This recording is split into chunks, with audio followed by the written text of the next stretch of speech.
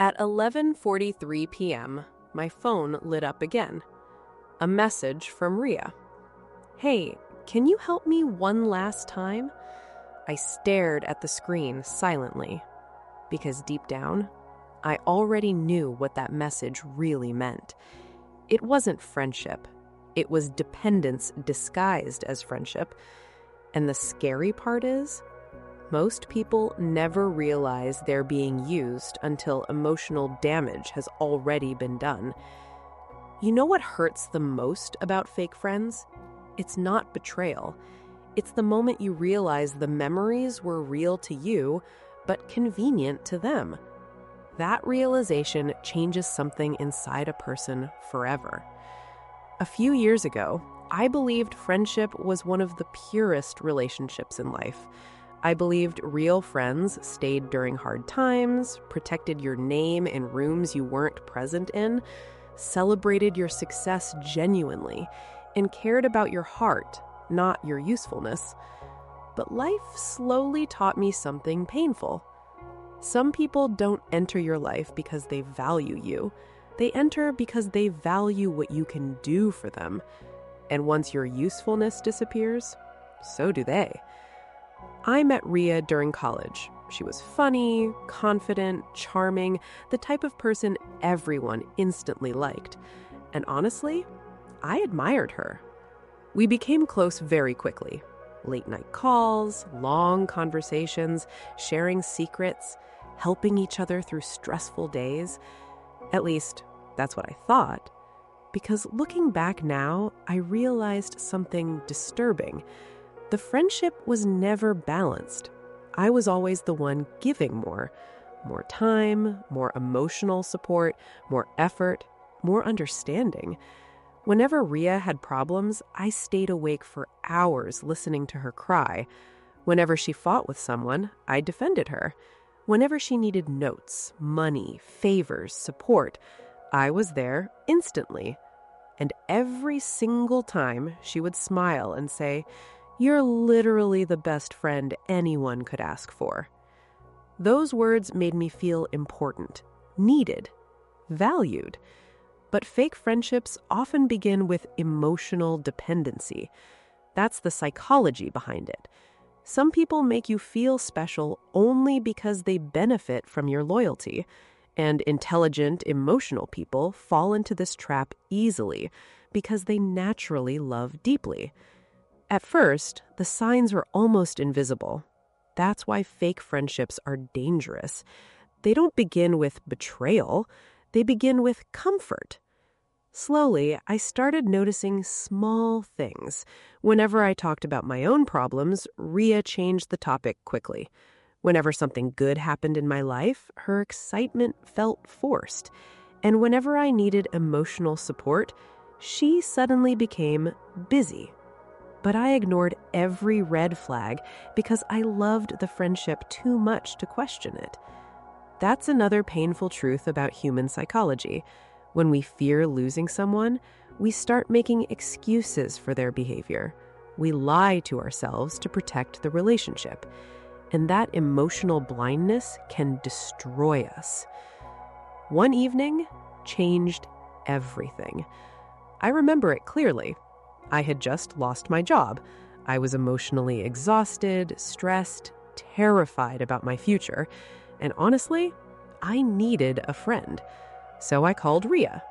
She answered after the third call, sounding annoyed. Before I could even explain what happened, she interrupted me and said, "Can we talk later? I'm out right now." Then she hung up. That was it.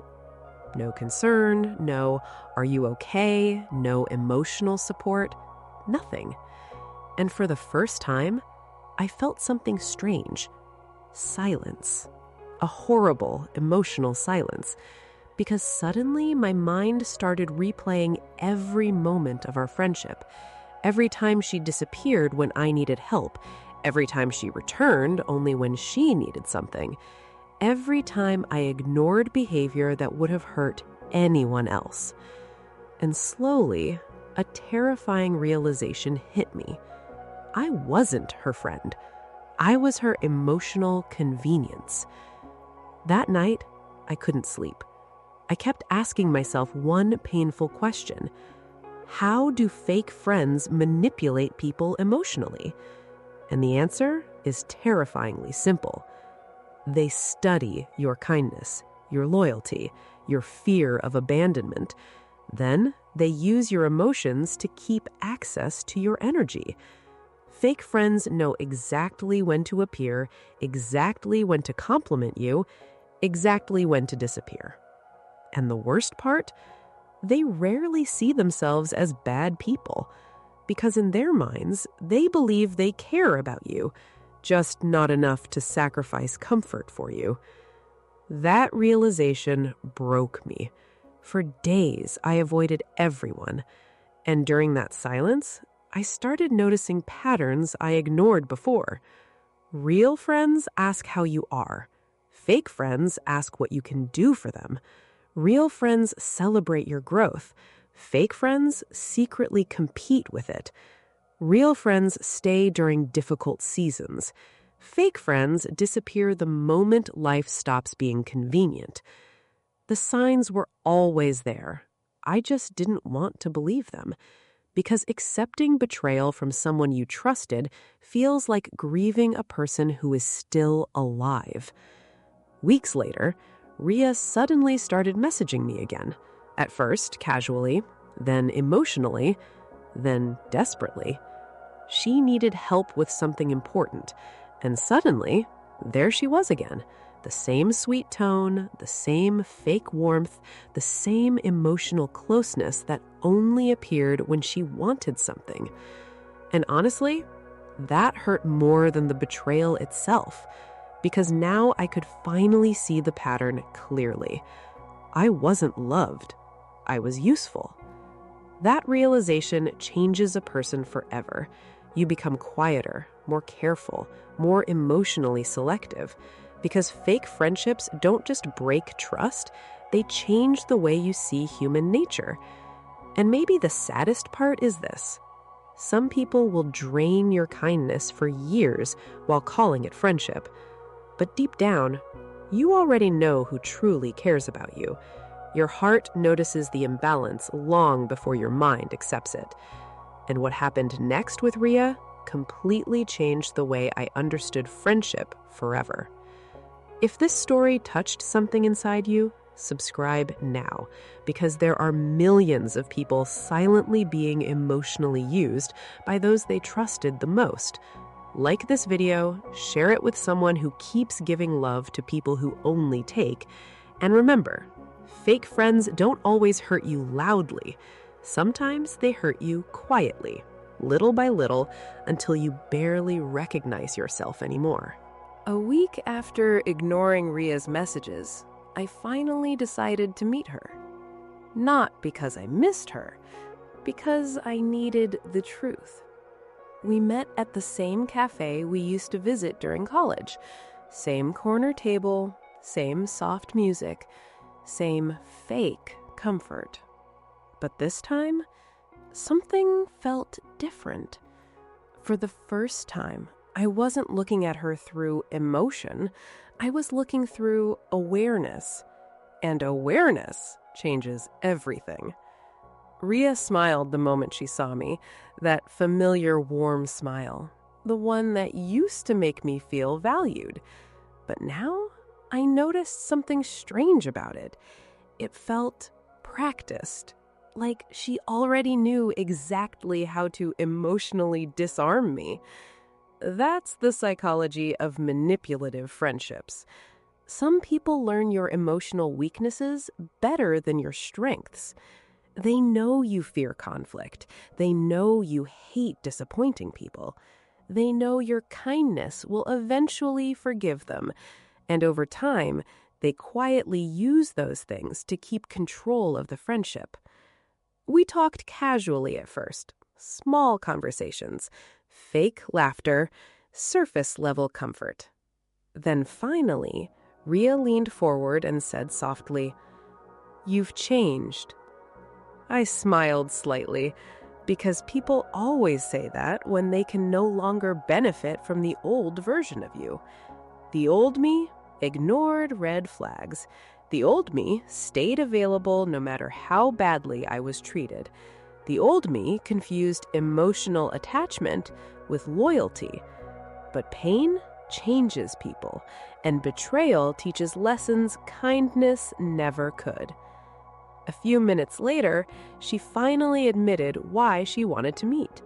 She needed money urgently. And suddenly, everything became clear again. Not one genuine question about my life, not one real apology for disappearing when I needed her most. Just another emotional performance leading to another favor. And honestly, that moment hurt less than I expected. Because once you see someone's true intentions clearly, the illusion loses power. That's one of the biggest psychological signs of fake friends. They only reconnect when they need access to something. Your time, your support, your money, your emotional energy, your usefulness. Real friendship survives even when there's nothing to gain. Fake friendship disappears the moment benefits disappear. I looked at Rhea quietly and asked her something I had never asked before. Would you still talk to me if I had nothing left to offer you? For the first time since I met her, she went silent. And sometimes, silence reveals more truth than words ever can. She laughed awkwardly and tried changing the topic, but deep down, we both knew the answer. That silence followed me for days, because the hardest part about fake friendships isn't losing the person, it's accepting that the connection meant different things to both of you. To you, it was loyalty. To them, it was convenience. That realization destroys trust slowly. After that meeting, I started analyzing my other friendships too. And honestly, it terrified me. I noticed how many people only contacted me during emotional emergencies, how some disappeared during my difficult moments but returned during good times, how certain people secretly enjoyed hearing about my failures because it made them feel better about themselves. Psychology explains this clearly. Fake friends often keep relationships alive for emotional, social, or personal benefit, not genuine care. Some need validation, some need attention, some need emotional support, and some simply fear loneliness, so they surround themselves with people they don't actually value deeply. That's why fake friendships can last for years, because the relationship survives on usefulness, not emotional honesty. One night, I remembered something painful from years earlier. I had once canceled an important interview just to help Rhea during one of her emotional breakdowns. At the time, I thought that sacrifice proved loyalty. But suddenly, I asked myself something heartbreaking. Would she have done the same for me? And deep down, I already knew the answer. Probably not. That realization shattered me more than I expected. Because emotionally intelligent people love with sincerity. When they care about someone, they assume the other person feels the same depth. But not everyone experiences attachment the same way. Some people appreciate your presence without truly valuing your heart. That's the dangerous part. Fake friends don't always hate you. Sometimes they simply love themselves more than they could ever love you. And once you understand that, you stop taking their behavior personally. A few days later, I stopped replying to Rhea completely. No dramatic but goodbye, no long emotional message, just distance. Because one of the strongest things a person can learn psychologically is this: not every betrayal deserves confrontation. Sometimes closure is simply seeing the truth clearly. And slowly, something inside me started changing.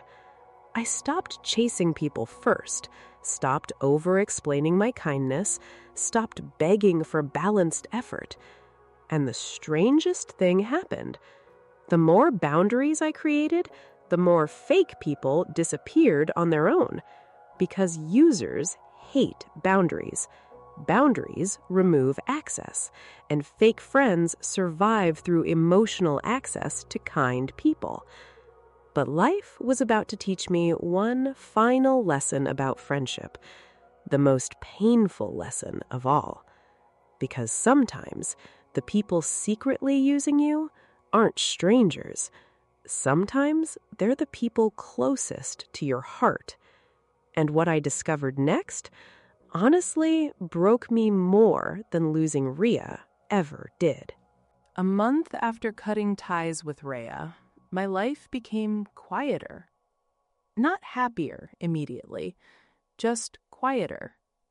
And honestly, silence after emotional manipulation feels strange at first. When someone constantly depends on your energy, your mind becomes addicted to their presence, even when that presence hurts you. That's the dangerous psychology behind fake friendships. People don't always get attached to kindness. Sometimes they get attached to emotional familiarity, even toxic familiarity. For weeks, I kept checking my phone unconsciously. Part of me still expected Rhea to message me. Not because I missed her, but because my mind was struggling to accept the truth. Then one evening, something happened that completely changed me. I was at a small family gathering when my cousin Zara sat beside me quietly. We weren't extremely close, but she suddenly asked, "Are you okay lately?" Such a simple question, but something about her tone felt real.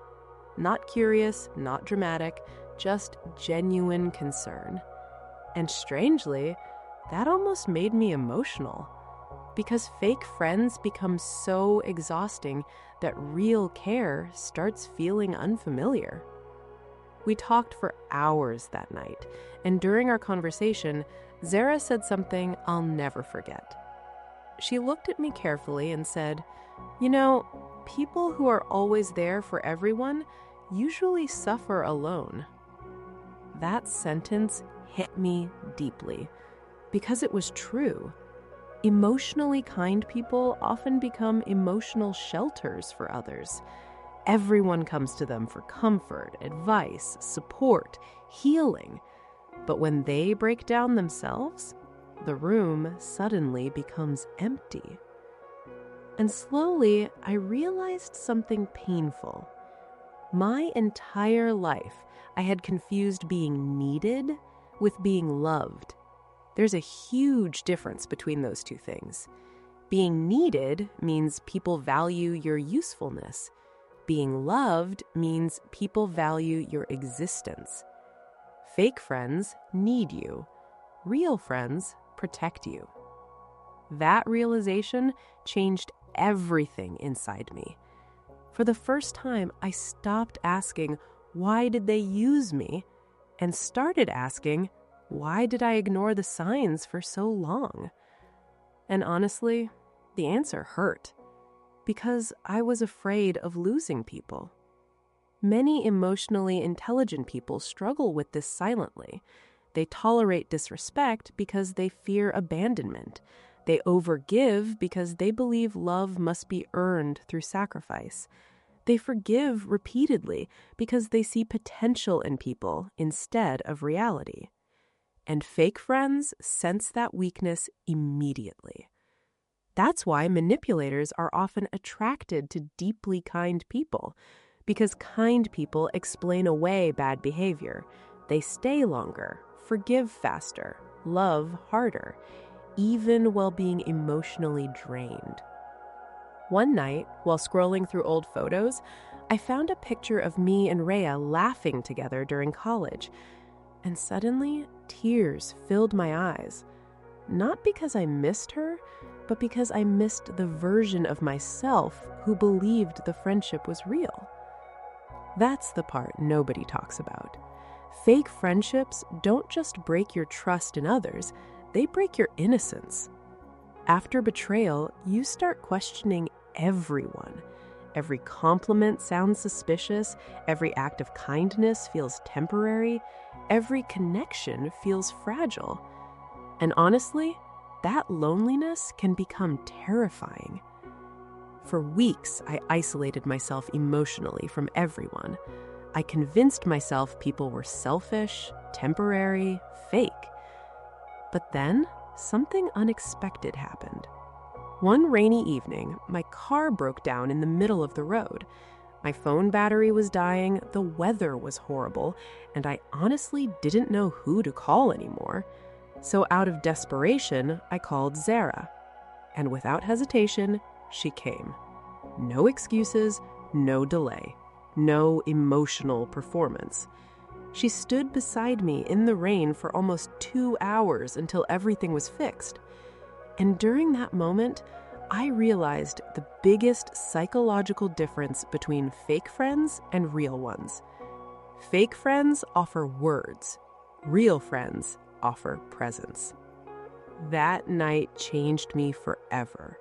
Because for the first time in years, I experienced friendship that didn't feel transactional. No hidden motive, no emotional manipulation, no silent competition. Just genuine care. And suddenly, I understood something powerful. Not everyone is fake, but fake people make you afraid to trust real ones. That fear destroys many beautiful relationships before they even begin. A few days later, I received one final message from Rhea. It simply said, "I guess you never really cared about me after all." I stared at the message silently, and honestly, that sentence revealed her psychology perfectly. Manipulative people often rewrite reality when they lose control over you. Instead of accepting their behavior, they make you feel guilty for protecting yourself. That's emotional manipulation. And for the first time in my life, I didn't fall for it. I didn't argue, didn't explain myself, didn't defend my heart. Because healing teaches you something important. People who truly care about you won't constantly make you prove your loyalty. So I deleted the message, and with it, I let go of years of emotional exhaustion. Today, I still believe friendship is one of the most beautiful human connections, but now I understand something I wish someone told me earlier. Real friends bring peace into your life. Fake friends bring confusion. Real friends support your growth. Fake friends secretly feel threatened by it. Real friends stay consistent. Fake friends appear only when convenient. And most importantly, real friends never make you feel emotionally alone while standing beside them. That's the biggest sign of all.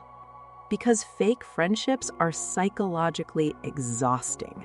They drain confidence, create anxiety, destroy self-worth, and leave people questioning whether they are lovable at all.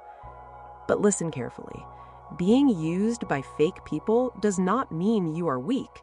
It simply means your heart was genuine in a world where many people only know how to take and never give back. And never feel ashamed for having a kind heart. The wrong people will misuse it, but the right people will protect it. At the end of the day, fake friends fear one thing the most: a person who finally sees their true intentions clearly. Because once you stop begging for connection, once you stop accepting one-sided loyalty, once you realize your peace matters more than forced friendships, their control over you disappears forever. And honestly, that freedom feels better than any friendship built on lies ever could.